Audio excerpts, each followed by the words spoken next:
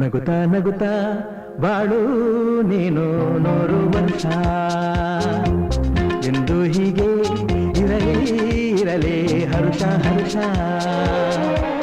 ಬಾಳಿನ ದೀಪ ನಿನ್ನ ನಗು ದೇವರ ರೂಪ ನೀನೆ ಮಗು ನಗುತ್ತಾ ನಗುತ್ತಾ ಬಾಳು ನೀನು 100 ವರ್ಷ. ಕಾರ್ಯಕರ್ತರು ಸಾಕಷ್ಟು ಜನ ಬಂದಿದ್ದರು, ನಮ್ಮ ಭಾಳ ಹತ್ತಿರದ ಸ್ನೇಹಿತರು ಭಾಳ ಜನ ಬಂದಿದ್ದರು. ಅವರೆಲ್ಲರಿಗೂ ನಾವು ಅಭಿನಂದನೆಗಳು ಸಲ್ಲಿಸ್ತೀವಿ.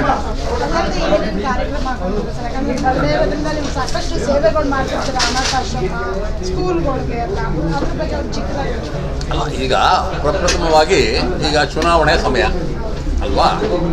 ಸೊ ಹೆಚ್ಚು ಕಮ್ಮಿ ನಾವೊಂದು 6-7 ತಿಂಗಳಿಂದನೇ ಏನು ಅಷ್ಟೊಂದು ಕೆಲಸ ನಡೀತಿಲ್ಲ. ಯಾಕಂದರೆ ಚುನಾವಣೆ ಕೋಡ್ ಆಫ್ ಕಾಂಡಕ್ಟ್ ಇರುತ್ತೆ, ಇದೆಲ್ಲ ಇರುತ್ತೆ. ಈಗ ಮುಂದೆ ಬರೋ ದಿನಗಳಲ್ಲಿ ನಾವೇನು ಮಾಡ್ತೀವಿ, ನನಗೆ ಬಹಳ ಇಷ್ಟಕರವಾದ ಒಂದು ಹಲವಾರು ಕಾರ್ಯಕ್ರಮಗಳಿವೆ. ಆ ಕಾರ್ಯಕ್ರಮಗಳನ್ನು ತಮಗೆ ಹೇಳಿಕೊಂಡು ಆ ಕಾರ್ಯಕ್ರಮನ ಹಮ್ಮಿಕೊಂಡಿದ್ದೇವೆ.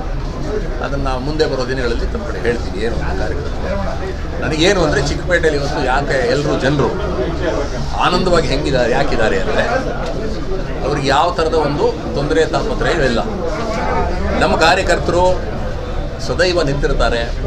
ಏನಾನ ಅವರಿಗೆ ತೊಂದರೆ ತಾಪತ್ರಯ ಇದ್ದಾಗ ನಾವು ಕೂತ್ಕೊಂಡಿಗೆ ಚರ್ಚೆ ಮಾಡಿ ಒಂದು ಫೋನ್ ಯಾವುದಾದ್ರು ದೂರವಾಣಿ ಕರೆ ಬಂತು ಅಂತ ತಿಳ್ಕೊಳ್ಳಿ, ಇಮಿಡಿಯೇಟಾಗಿ ಏನು ಮಾಡ್ತಾರೆ ಅವರು, ಹೀಗೆ ನಮಗಿಂತ ಒಂದು ಸಮಸ್ಯೆ ಆಗಿದೆ ಅಂತ ಹೇಳಿದ್ರೆ ನಮ್ಮ ಇಂಜಿನಿಯರ್ಸು ಟಕ್ಕಂತಲ್ಲಿ ಇರ್ತಾರೆ.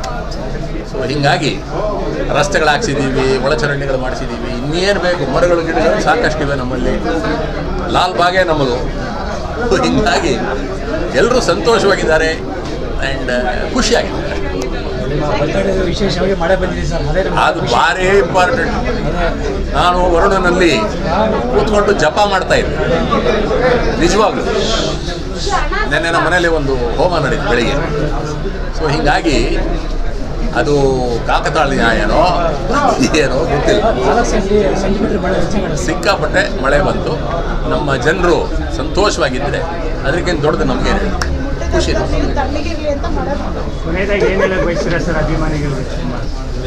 ಏನಿಲ್ಲ, ಎಲ್ಲರೂ ಚೆನ್ನಾಗಿರಿ, ನೀವೆಲ್ಲ ನಮ್ಮವರು. ಸೊ ಯಾವ ಥರದ ತಮ್ಮ ಜೀವನದಲ್ಲಿ ತೊಂದರೆ ತಾಪತ್ರೆ ಬರದೇ ಇರೋರಿಗೆ ಈಶ್ವರನಲ್ಲಿ ನಾವು ಕೇಳ್ಬೋದು. ನಗುತ್ತಾ ನಗುತ್ತಾ ಬಾಳು ನೀನು 100 ವರ್ಷ ಎಂದು ಹೀಗೆ ಇರಲಿ ಇರಲಿ ಹರುಷ ಹರುಷ ಬಾಳಿನ ದೀಪ ನಿನ್ನ ನಗು ದೇವರ ರೂಪ ನೀನೆ ಮಗು ನಗುತ್ತಾ ನಗುತ್ತಾ ಬಾಳು ನೀನು 100 ವರ್ಷ.